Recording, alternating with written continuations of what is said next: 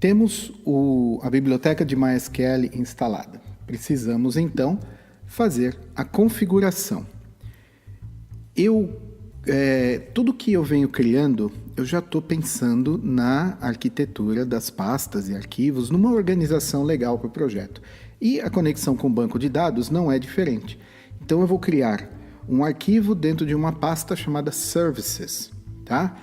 No plural, porque a minha aplicação pode fazer uso de mais de um serviço. Mas como nós estamos aqui dando baby steps, passos de bebê, nós vamos criar primeiro um arquivo que se conecta com o servidor, cria uma conexão e simplesmente lista as categorias que estão no banco de dados. Só que existe muito trabalho ainda a ser feito até que isso vire realmente um serviço. Então, vamos começar aqui com algo bem simples. SRC, Services, MySQL, e a porta de entrada desse serviço será o index.js.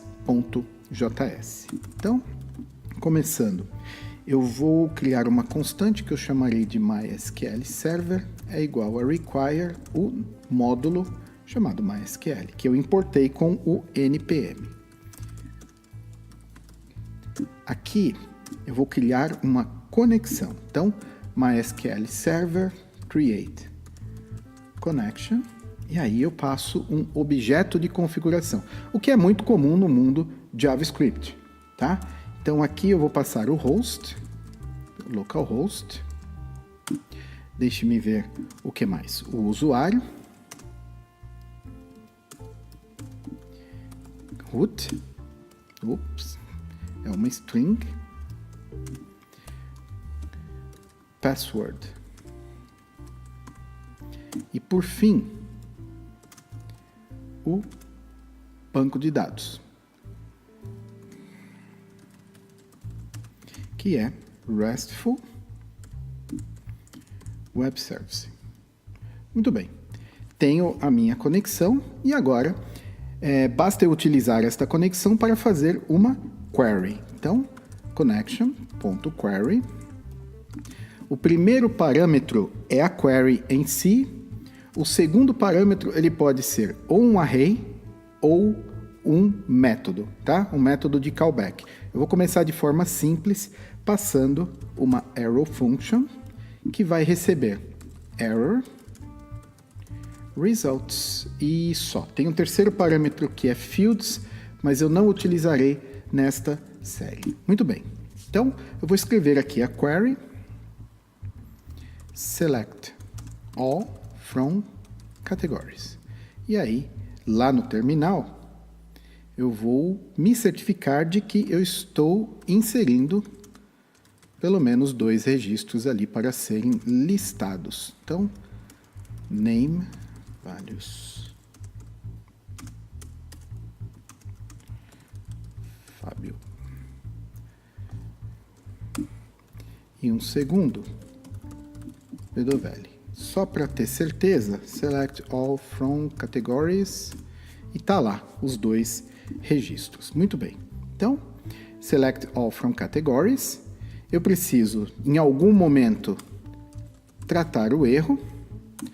Caso contrário, caso não tenha erro, eu quero retornar um objeto que eu vou chamar de a propriedade de categories e aí eu vou passar results para ele.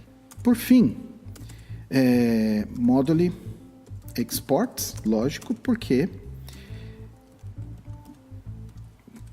desculpe, eu esqueci de categories. E aí eu vou exportar categorias para que eu possa ler fora do meu arquivo do serviço. Ok, nesse momento eu acredito que a gente já tenha uma conexão feita e aí seja possível rodar esta query.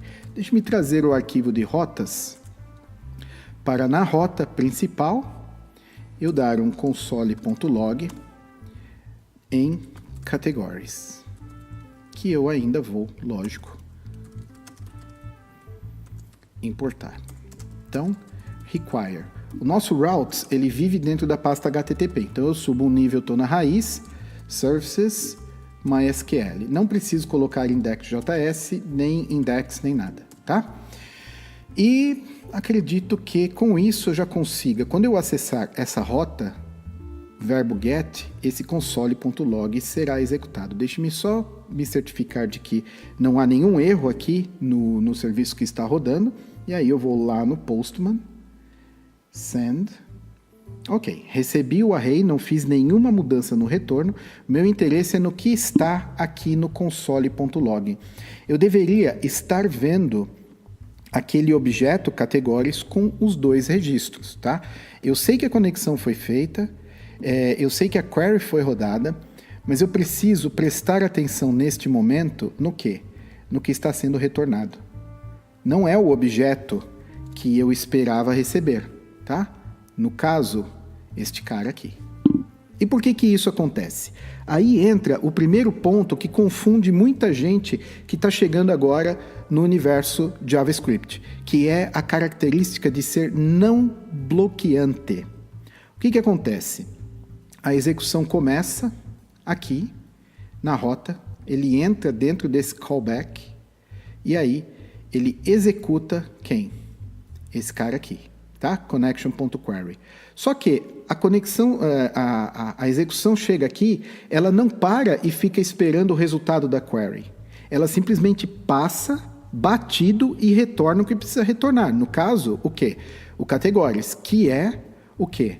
A própria query, que é o que a gente está vendo aqui no terminal. Ou seja, esse é uma típica operação assíncrona. É algo que eventualmente vai retornar alguma coisa. Mas no momento que a execução passa por aqui, e a execução ela é muito rápida, não dá tempo de ir até o banco, se conectar no servidor, receber o OK de volta, aí fazer uma segunda ida ao servidor MySQL, pedir as categorias, esperar o MySQL fazer as operações de I/O que ele tem que fazer e retornar o resultado. Percebe que tem um monte de outros processamentos rolando? Então, nesse caso, a gente precisa pedir ajuda para as promises.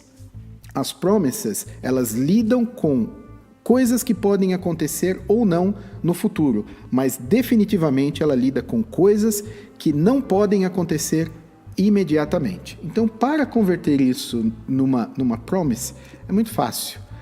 Aqui o categories, ele será new promise, ok. Eu já estou usando aqui, eu não estou usando nenhum polyfill, eu estou utilizando o promise do ES 2015, e eu posso utilizar seguramente porque eu estou utilizando a versão mais recente do Node.js. E aí, para promise, eu passo uma arrow function. Para esta arrow function serão passados dois métodos, resolve e reject. Muito bem. Aí, aqui dentro deste callback, eu faço a minha operação. Beleza. Só que ao invés de retornar, eu vou fazer algo um pouco diferente aqui. Se tiver um erro, então eu vou rejeitar a promise, passando o erro. Por enquanto, só isso. Mais para frente eu farei um tratamento melhor desse erro, tá? Agora, caso não tenha nenhum erro, aí eu vou dar um resolve, ou seja, está resolvido. Muito bem. Então agora nós sabemos que esse categories que foi exportado retorna uma promise. Sabendo que isso aqui é uma promise, eu posso fazer um then, ou seja, quando for resolvida, ou caso tenha algum erro, catch. Então, then, passo uma arrow function. Aqui eu sei que eu vou receber as categories. E aí eu quero dar um console.log nessas categories.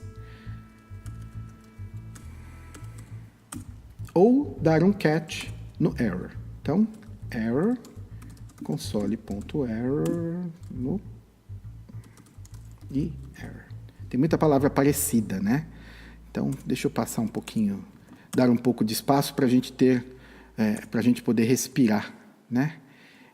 Log, tá, esse cara tá aqui, esse monte de tab enche o saco, mas não tá bonito isso aí não. Acho que só esse espaço aqui já dá pra gente sacar o que tá acontecendo, tá? Muito bem. Então, quando a promise for resolvida, aí eu executo esse callback, faço console do log das categorias, caso contrário eu faço o de erro e não, eu não estou à vontade com isso daqui. Eu vou tirar o catch por enquanto, tá? Para não ficar tão poluído. Então, vamos assumir que tudo vai dar certo aqui. Ok. Sumiu o erro do linter. E aí, acho que agora eu já posso testar. Vamos lá. Send. Ok. E no meu console, o que eu tenho aqui? Categories. E aí, IDs e names, tá? Não se preocupe com esse tipo raw data packet. Isso é uma coisa da biblioteca MySQL. E aí, nesse caso, tendo o que retornar, eu posso passar estes dois caras aqui para dentro do callback do then, tá?